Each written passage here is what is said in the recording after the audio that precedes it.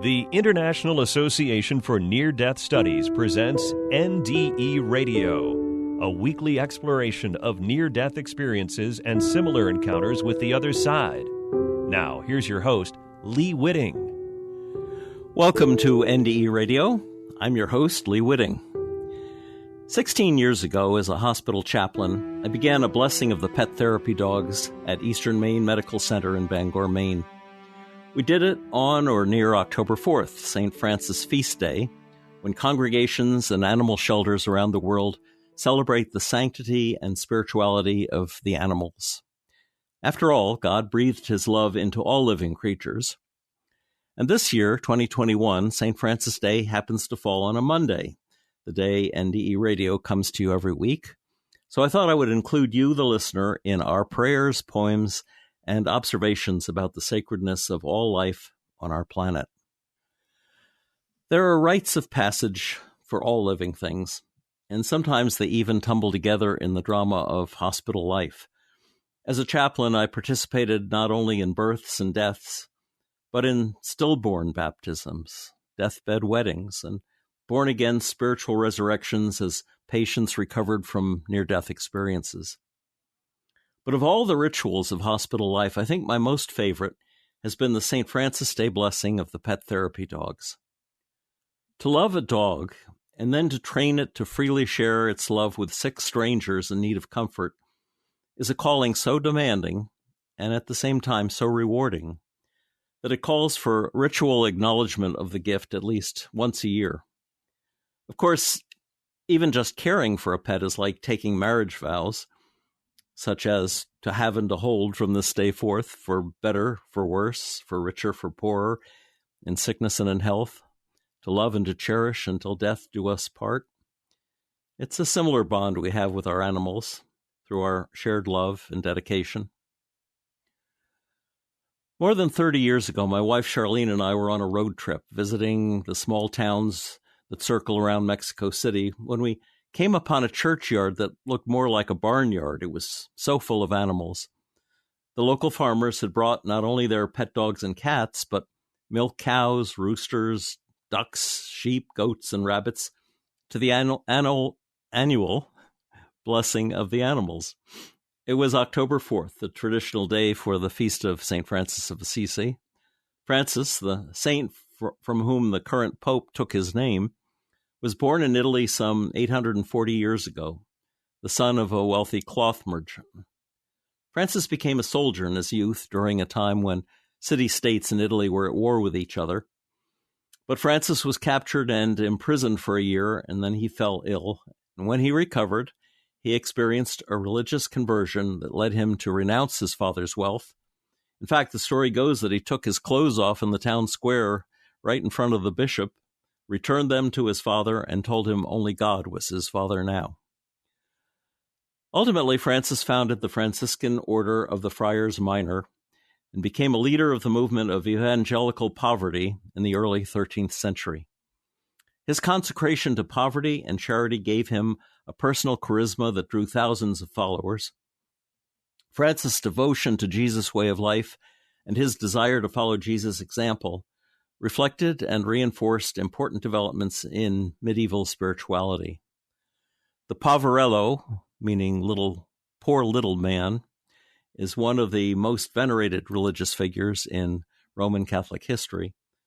And for Francis' love of all the animals, Pope John Paul II recognized him as the patron saint of ecology. Now, here's a poem about St. Francis by Dr. Doggerel. Francis didn't start a saint. A saint's life's based on what one ain't. But in drunkenness and revelry, Francis was a sight to see, a youth clad in splendid grand attire.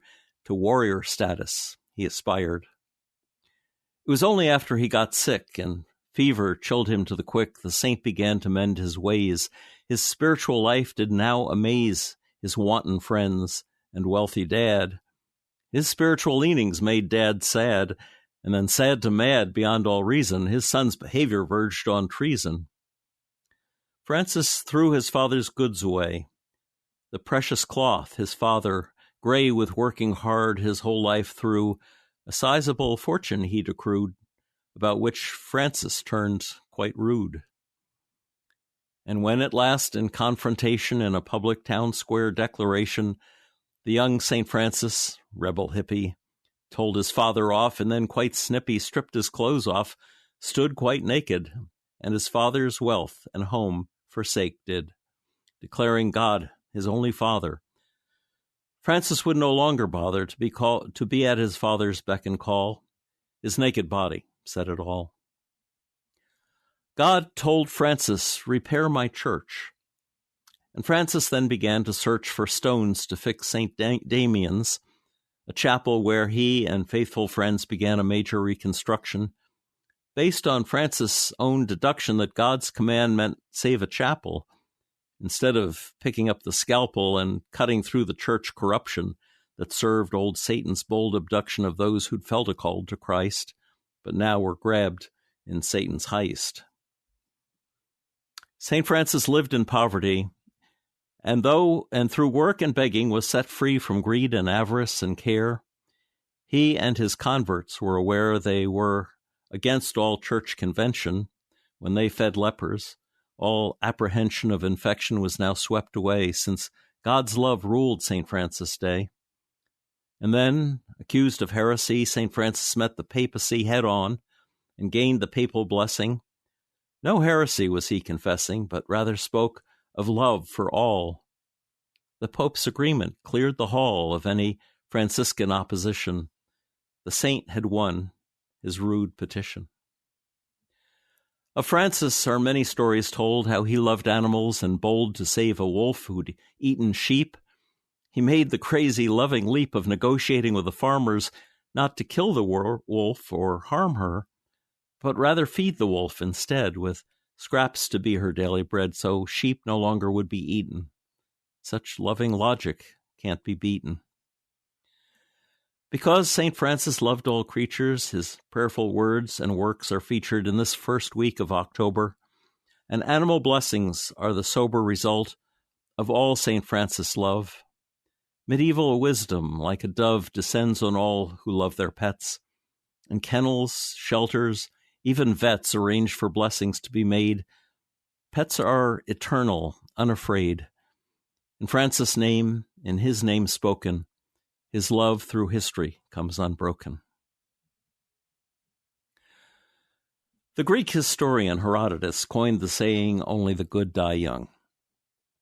This was true for St. Francis, who lived only about 44 years, but it's especially true for our pets, unless your pet is perhaps a turtle. The ancient version of the saying reads, "Whom the gods love dies young." It said the proverb originated with the story of two especially good sons who replaced two missing oxen and hitched themselves to a cart to carry their mother to a festival for the goddess Hera. The grateful mother asked Hera to reward her sons with the greatest gift anyone might receive, whereupon her sons lay down to sleep and never woke again. So death is a gift to the good. Our pets' short lives are there to remind us over and over that our lives are short as well.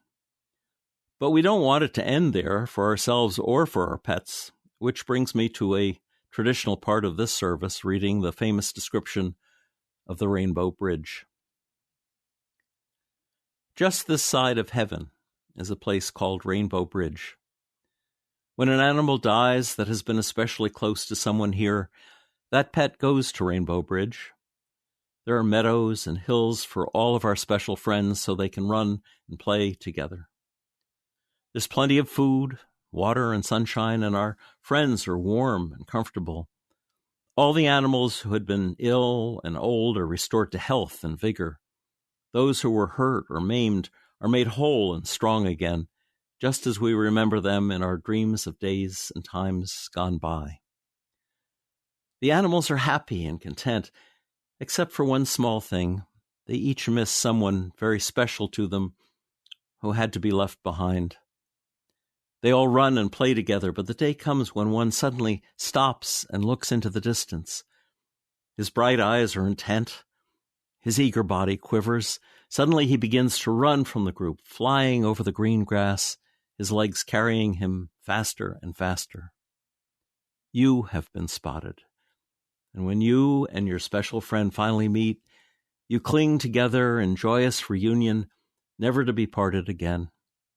The happy kisses rain upon your face, your hands again caress the beloved head, and you look once more into the trusting eyes of your pet, so long gone from your life, but never absent from your heart.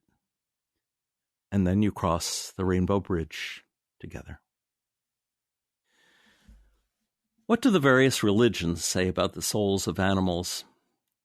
In an article from December 12, 2014, reporter Adam Epstein attempted to answer the question, do all dogs go to heaven? He noted that a few years before, Pope Francis made the New York Times when he told a little boy whose dog had recently died that paradise is open to all of God's creatures. Also, Pope John Paul II said back in 1990 that animals do have souls. Some Christian churches differ, however, on whether animals are welcomed into heaven. Mormons apparently take the position that animals can go to heaven. Islam, according to Epstein, offers no clear answer. In Islam, all souls are eternal, including those of animals. But in order to get to heaven, beings must be judged by God on Judgment Day, and some Muslim scholars say animals are not judged as humans are. Others say they are judged, but it's unsettled what exactly happens to them after that. The Quran does say that those who enter paradise can have whatever they want, though, so perhaps you can just request that you can bring your pet. Buddhism views animals as conscious beings, noting that humans can be reborn as animals, and animals can be reborn as humans. Humans and animals are thus all interconnected.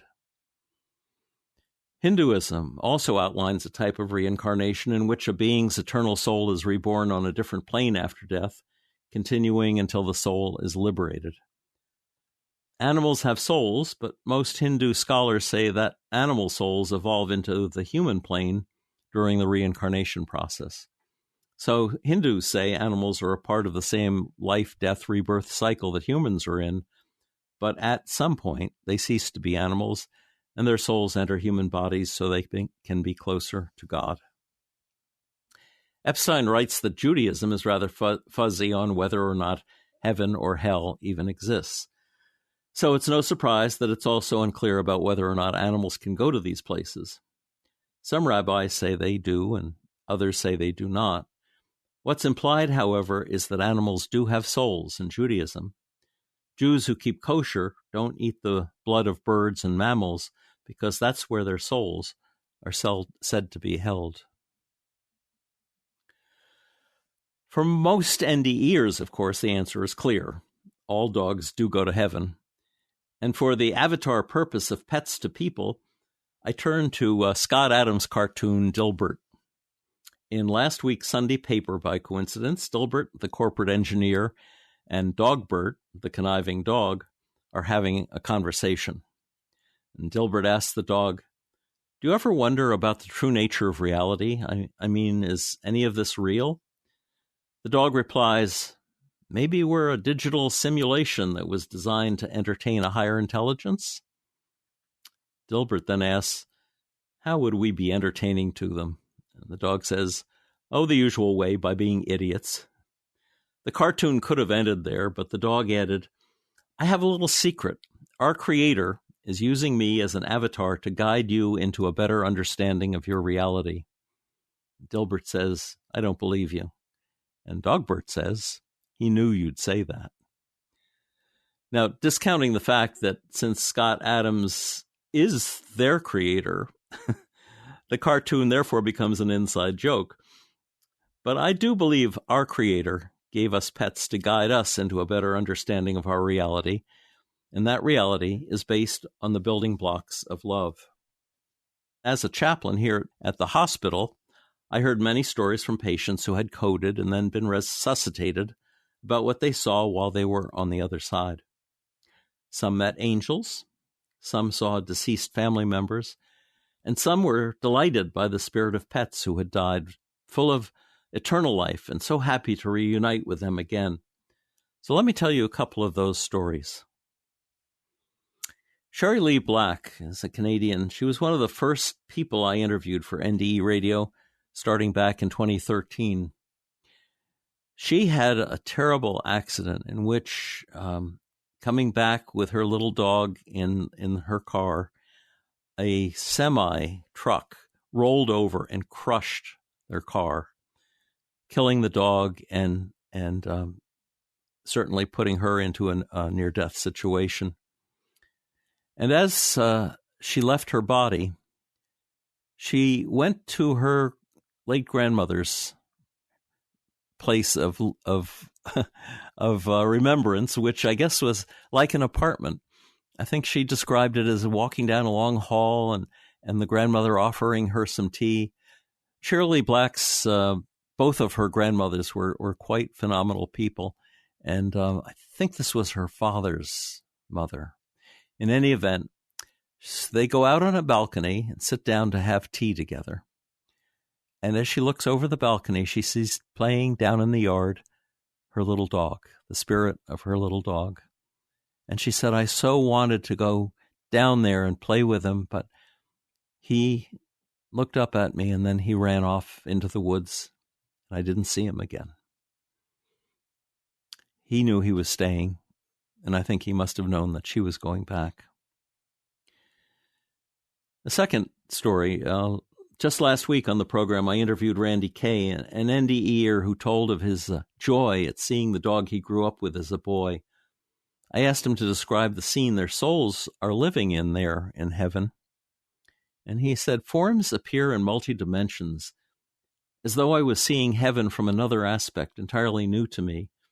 It appeared as though I had previously viewed a flat surface in this world, and then suddenly that flat surface grew into different stratums.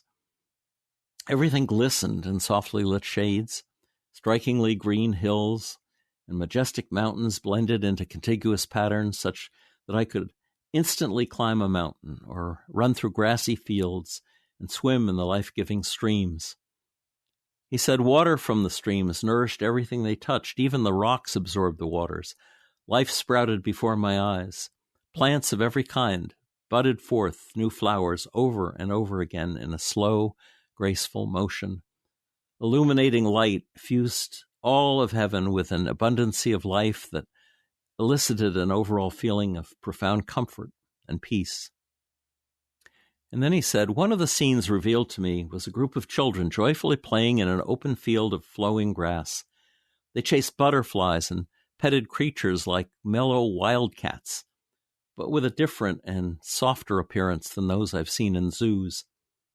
These creatures were large like lions, but playful like dogs.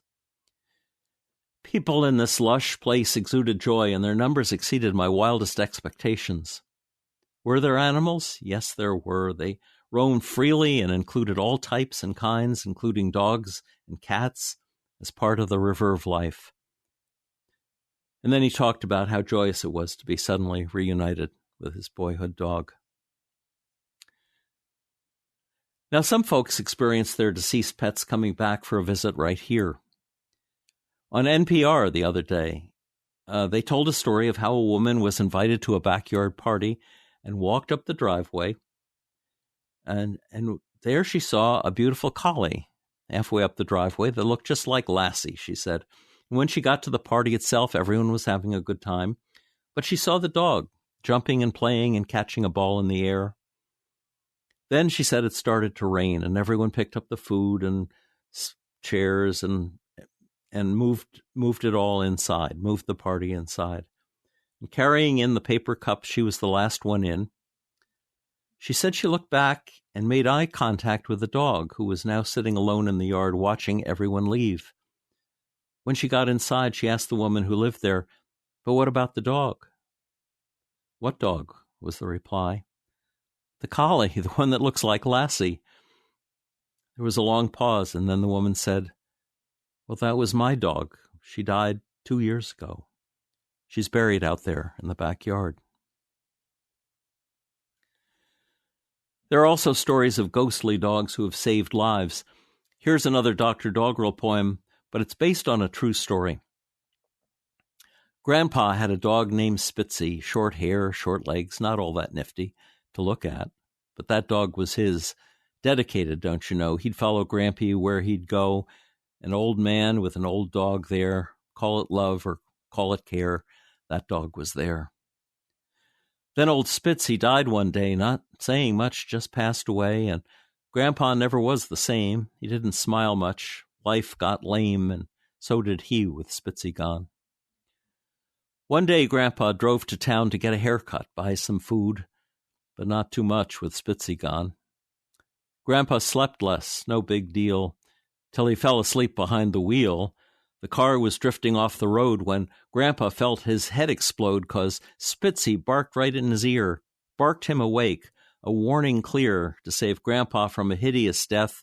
That dead dog barked out, full of breath, to give Gramps one last warning sign and save my Grandpa just in time. NDEs say we meet our loving pets after we die in some big field beyond the sky, 'cause God's love wouldn't be complete without our pets to greet us home. Grandpa died peaceful in his sleep, a happy man 'cause he could keep a memory of that day Spitz saved old Grandpa from an early grave. He died knowing he would meet that Spitz dog on some golden street, with no leash needed, bound by love, my Gramps and Spitz and God above.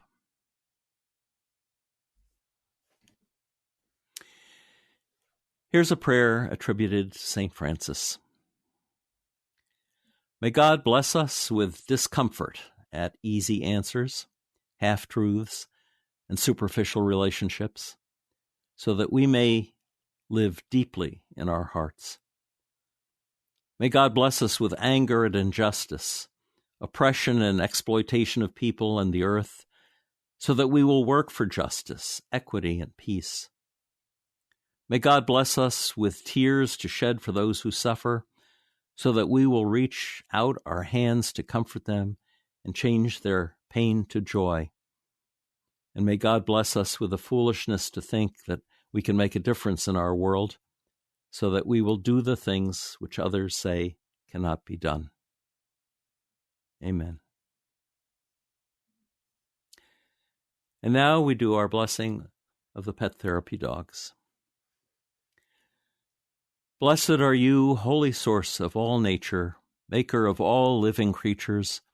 On the 5th and 6th days of creation, you called forth fish in the sea, birds in the air, and animals on the land. You inspired us to call all animals our brothers and sisters. We ask you to bless these animals by the power of your love, enable them to live fully in praise of your name. May we always praise you for all your beauty in creation. Amen. Well, thank you for being an extended part of the St. Francis Day service for our pet therapy dogs and all the animals of the world. If you'd like to hear this show again or any of our more than 400 archived NDE interviews, go to TalkZone's NDE Radio site and hit the Past Shows button, or subscribe to our YouTube channel, NDE Radio with Lee Witting, where you can listen and comment on the complete NDE Radio library. And be sure to like, follow, and share our new NDE Radio Facebook page and discover our Facebook group and links to our YouTube channel while you're there. And listen next Monday, 11 a.m. Eastern at TalkZone for more NDE Radio. I'm your host, Lee Witting, saying thanks for listening.